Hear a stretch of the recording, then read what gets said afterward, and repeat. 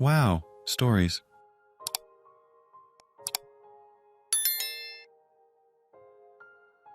Am I an idiot for making fun of my friend for not washing ground chicken?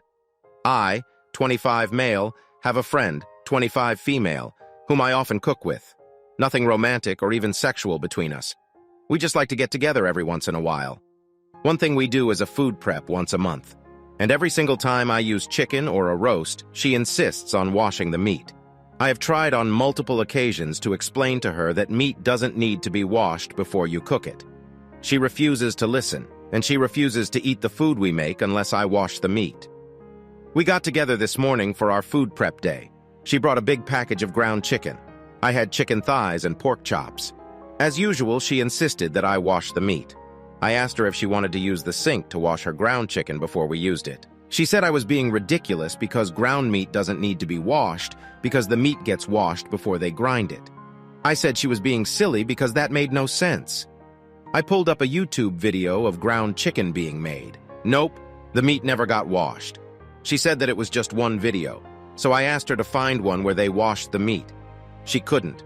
She said that her mom always washed meat before she cooked it. I asked if her mom washed ground meat too. She said I was being an idiot making fun of her and her mom. We made our food in silence and she left, but she is still mad at me, not an idiot. The USDA says not to wash meat because doing so can spread pathogens. But maybe check with her on where her mom grew up. Maybe they didn't have the same food safety laws. And depending on how old her mom is, maybe she grew up at a time where it was a good idea. You're an idiot. I don't care if I get downvoted into oblivion for this, but we are not washing away bacteria. We're washing away grime, dirt, feathers, blood, etc. That accumulates through processing animals, and that simply heating won't get rid of. It's a cultural thing, and millions of us across many different cultures have been doing it for centuries with no issues. Clean your kitchen, and you won't have any issues either.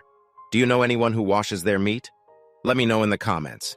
Now, am I an idiot for talking to my daughter about losing weight? I, male 42, have been with my wife, male 39, for 18 years. We have 3 children together, NYO 16, Alex 12, and Jesse 9. NYA is to say the least obese. She's 5 FT and between 215 225 will be. Alex and Jesse make fun of her despite our punishments for it.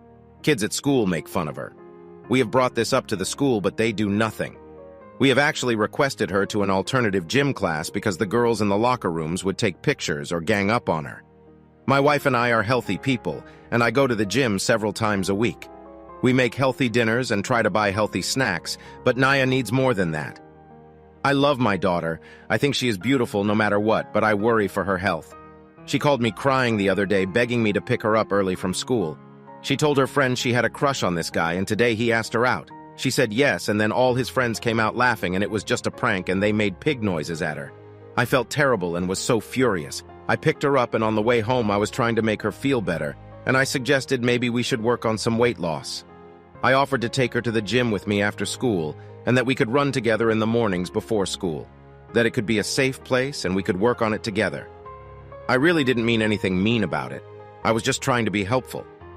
I even thought about what to say before saying it so I didn't upset her. She got really quiet and didn't talk the rest of the way home. When we got home, my wife went in to see her and came out angry at me.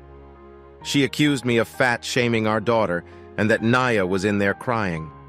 I wanted to go in there and comfort her and apologize, but my wife said that would make matters worse and she's humiliated. We've let Naya stay home the past few days and picked up her schoolwork from school. I've tried talking to Naya a little, but she's been pretty quiet towards me. I feel horrible and really think maybe I shouldn't have suggested it or worded things differently. Not an idiot. My dude, you need to get her some medical help for this pronto. She is 5 foot tall and 16 and is bigger than me at 6'3". I don't think this is an exercise issue. If she doesn't get professional help now, she's on track for a life from hell. You're an idiot. For the timing. Like that was the absolute worst timing to have brought it up.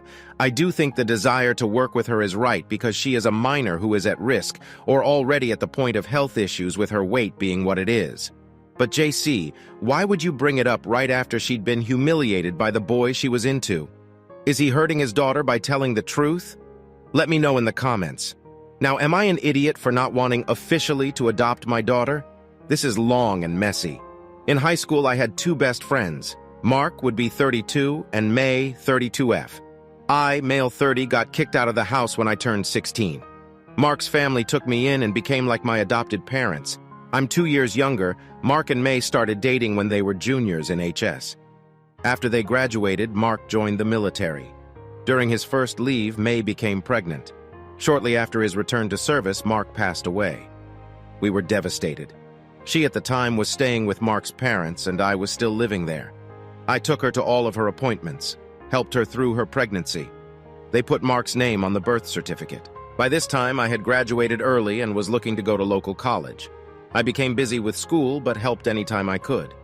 3 years later, I graduated and got a good job and my own place. May moved in with me with her now 3-year-old daughter, Alice. Alice started calling me Dada. We tried to persuade her not to do that, but we failed. A year of us living together, I started having real feelings for May. I talked to Mark's parents and they gave me the green light. Nothing happened between us up to this point. 2 years later, we married. 1 year after that, she gave birth to our daughter, Jenny. Yesterday was Alice's 12th birthday. It was just me, May, Alice, Jenny, and Mark's parents. We have told her about Mark throughout the years, and she knows that he is really her dad. When Alice finished opening her presents, she pulled the last one out and handed it to me. I opened it, and it was adoption papers. At some point, Alice told May that she wanted to be officially my daughter. I explained that she is my daughter, and I love her with all my heart. I tried to explain that Mark is her birth father and that she is both his and my daughter. With that, I gently explained that I don't think it was a good idea, and I would have to think about it. She got upset and ran to her room. Mark's parents ended up leaving. May and I got into a fight. I said I don't want to erase Mark from our history. After some back and forth, she called me an AH and walked to Alice's room. She wouldn't let me in to talk and locked me out of the room. This morning, she would not talk to me and Alice was still crying. I don't know what to do. Please help. Also, I know it will be said divorce is not an option. I plan on going over to Mark's parents later tonight. You're an idiot. You fell in love with the mother of your best friend's child, married her, and have been raising their child as your own for the past 9 years. Yet somehow you think that officially adopting this child is taking it a step too far. That doesn't make sense. Alice wants to feel like she's just as much your child as her younger sibling. Why do you want to deny her that? Do you think Mark would be proud of you for breaking his little girl's heart? No idiots here, honestly. They shouldn't have sprung that on you at a party, and you shouldn't have shut it down the way that you did. I 100% understand why you feel the way you feel, but try to look at it as you honoring your friend even more by being the man and father you never had the opportunity to be. He will always be her father, but you've been her dad for her entire life.